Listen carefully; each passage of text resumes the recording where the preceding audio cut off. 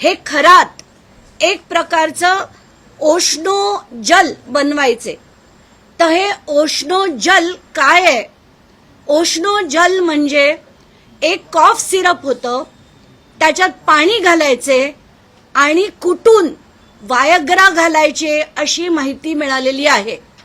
आणि हे घेण्यासाठी सगळीकडचे राजकारणी आपल्या गाड्या पाठवायचे, आपली हेलिकॉप्टर पाठवायची।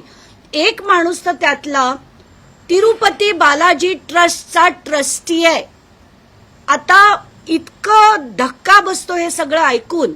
याच्यातली नावं जी आली आहेत बाहेर ती सगळी महाराष्ट्राचे अनेक राजकारणी आहेत, अनेक। आणि त्याच्यात एक पक्ष म्हणून नाही, सगळ्या पक्षातली माणसं आहेत।